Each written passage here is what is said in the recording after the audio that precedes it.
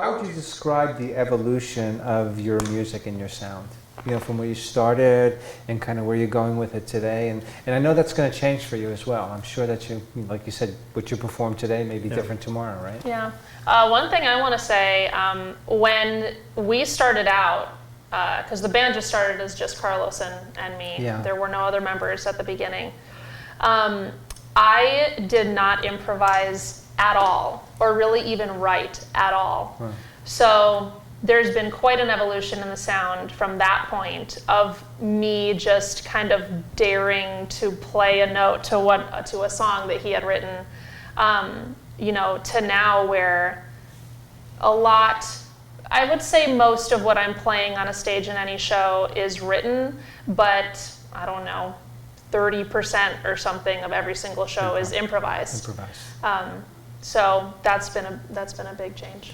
Yeah, for me, I've noticed that there's such a difference between, you know, I before meeting Maddie, I was writing songs for a long time, for about 10 years, and it was more like of a diary type of exercises for myself. Yeah. There's such a difference between what you want to play alone at home on a couch and what you want to play on stage, on stage, you know, sure, and there's so much to that I've seen our sound evolve to being influenced by the stage and being influenced by, you know, the fact that we do that very often, that we're on a stage very often, we're interacting with each other very often, and what is it that is going to make a 3-hour set fun for us on stage. And the audience as well, because if you're having fun, right? The Right. audience is enjoying it as well. Exactly. How would you describe your music, if you could describe your music to someone that's never heard you before? These are good questions, aren't they? Yeah. They are, yeah. We sort of still 7 years later, like, we still, and I'm being very honest about this, we write whatever we're feeling like at that moment. I think that's great. Yeah. That's a wonderful we process. We call our sound chamber rock because we do sort of like are in this like rock tradition of writing music and folk tradition of writing music and stuff like that. But we are utilizing chamber instruments with the cello, with the clarinet, and even the way the guitar and the percussion relate to it. You know, this works really well together, the acoustic, right? Yeah. And then your vocals are just amazing. Your vocals are just so good together. Thank you.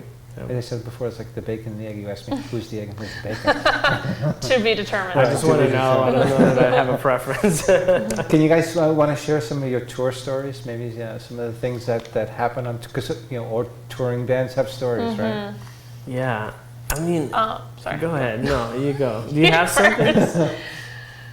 No. I kept telling some of our hosts that, you know, this meal is going to be one of the highlights of the tour, and they would say, "Well, we hope not." But really, there was, I don't know. I feel like we just get taken care of so much that we have to thank everyone that you know hosts us on tour and is so kind to us. And then we're in the car together a lot. Yeah. So is that a creative process for you guys as well? You could just kind of like sometimes. Yeah, we wrote a song and played it the next day this tour. Yeah. Right? Wasn't that? No, it was that night. Oh, it was that night. Yeah. It was that night. So, we were just in the car messing around on a 6-hour drive. Yeah. And then we were thinking we may even put that live version on the new album that's coming out.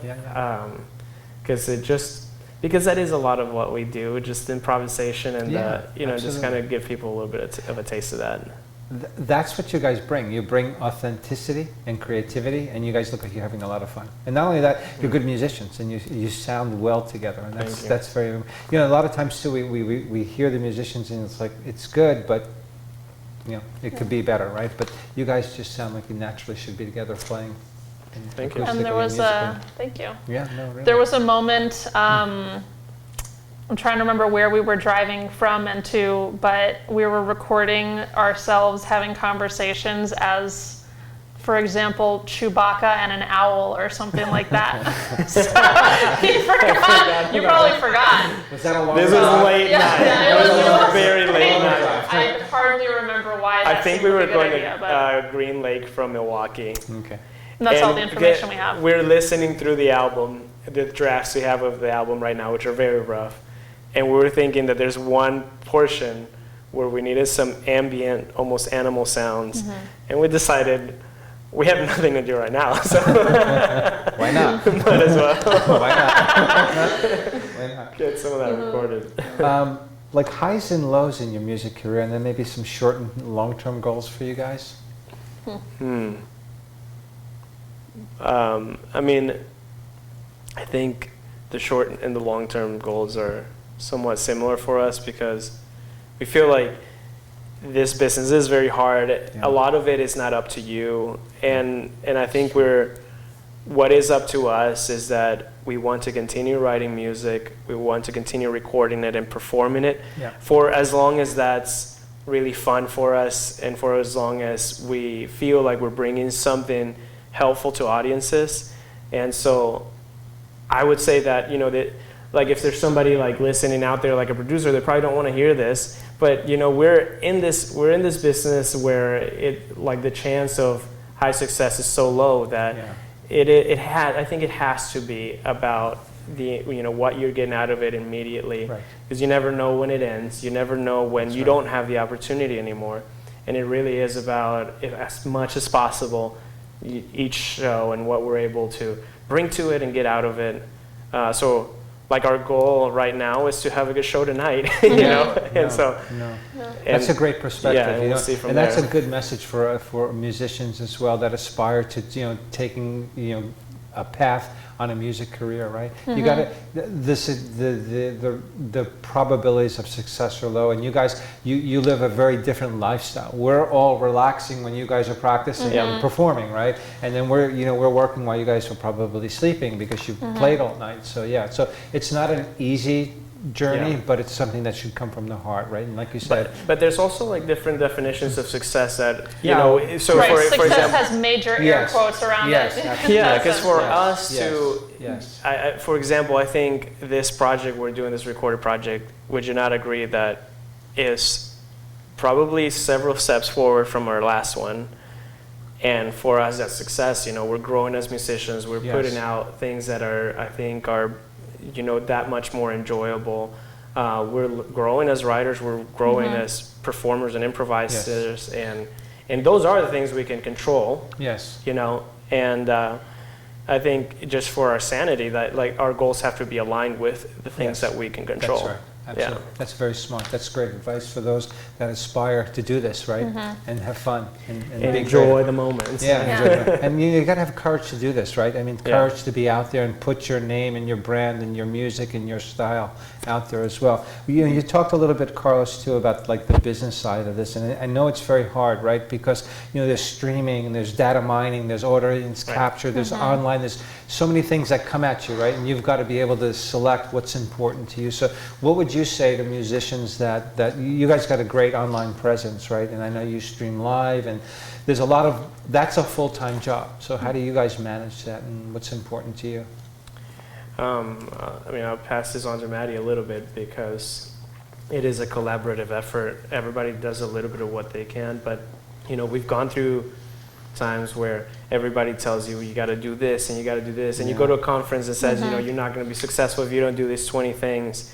And at the end of the day, we just each have the skills we have, and we try to do the things that we enjoy as far as posting and things like that, and we try to help each other out.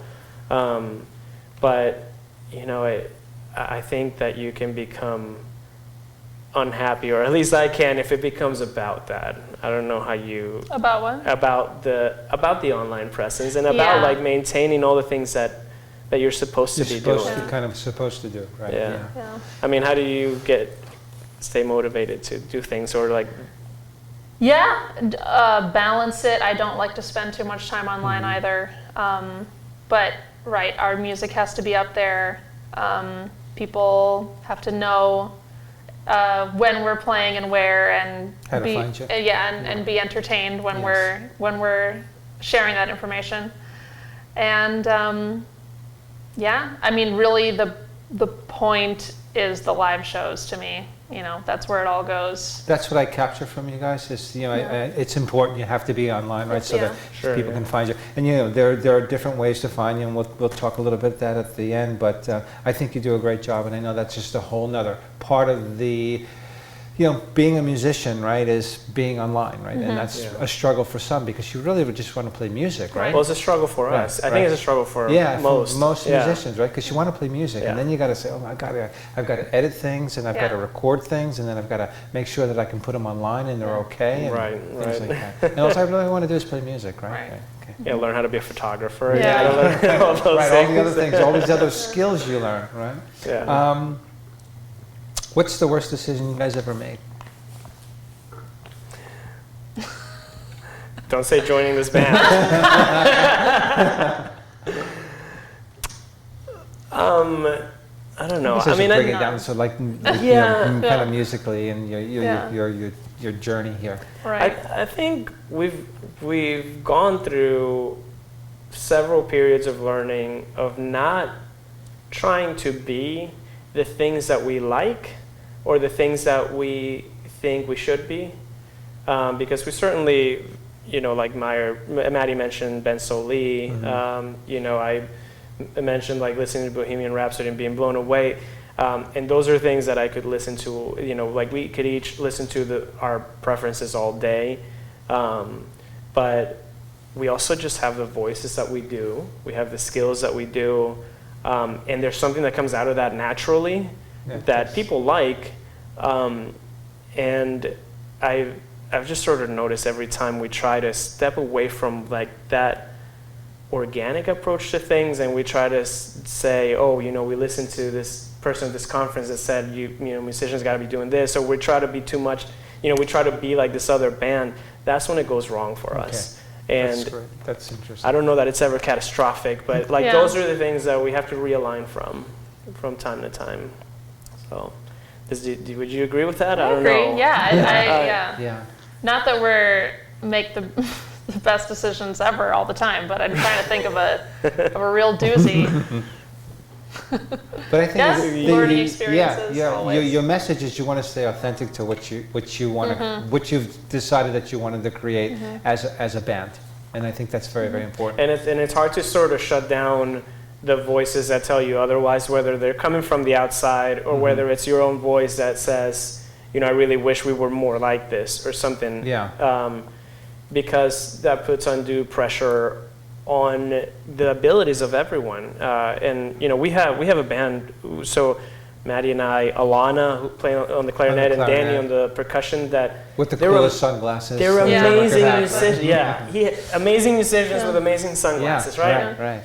And I think we owe it to ourselves and to them to just get the best out of who we are. The best you can do, right? And be authentic to who you are and the message you want to communicate. Yeah. So, closing thoughts. What's next? I know you got an exciting. We'll talk a little bit about you got an exciting trip coming up. You're going to be abroad a little bit. Yeah. And that's exciting. Yeah. So it happens that we are moving to France in about 3 weeks.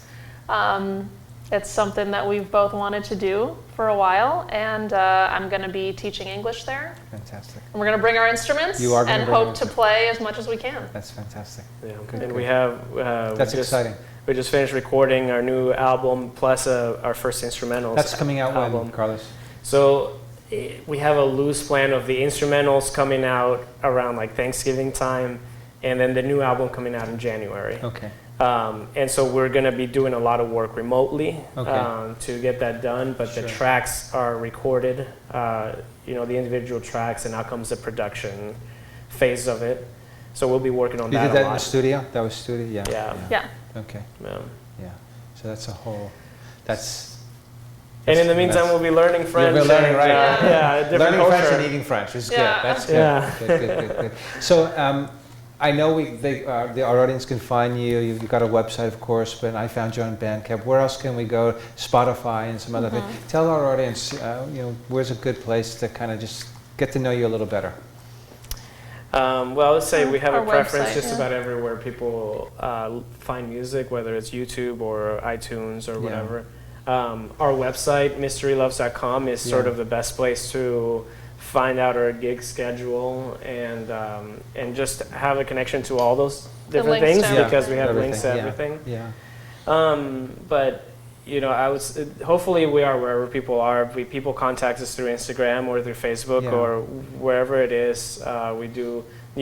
This is it. Like we're a very indie band. Yeah. You're and very so approachable. Yeah. when people write us, it goes to us. Yeah, And I so know. we respond directly. That's how we so. connected. I Yeah. mean, you guys were like right away, and that was great. And I think that's another thing about why I reached out is because you guys are so approachable, right? Sometimes you just don't get the feedback, but you guys were like, and I heard the music, and I said, we need to understand. Well, we thank you. want to know a little bit more about you. A lot of that is we just don't have like a stage presence. It's like, It's not a separate thing. It's not like a separate That's skill. what's so authentic Yeah. about it. I So- said, that's why I said the first thing that jumped out at me was I said, these guys are real on the stage as they are off the stage. And Yeah. I think that's so important. It's I think less, part of your it's less message. about a skill of being approachable and more about not having the stage skill. Okay, good. And you guys are going to play a little something for us as well? We are. That would be a great treat. And then I just want to close this down with, tell our audience, applause to the musician. We're about 6 months into this. We have the pleasure and the opportunity to interview musicians like Maddie and Carlos and others as well. We have a whole program coming up from the end of September through actually the mid-November. So please tune into our social media channels. We'll have some clips of Maddie and Carlos playing that you can see until we get the actual final video edited. And we really appreciate, we feel very honored and special that we can do this and meet great people like this and share our love for music and the fact that we're lucky to have great musicians here in Houston. So thank you guys for coming in. I know you And came thanks in for for having a, us. I know Yeah. you're going to play again tonight. So that's what you really love. And we're really, thank you for coming in and doing this. We Thank really you for appreciate having it. Thank us. you. Yeah. Thank you guys.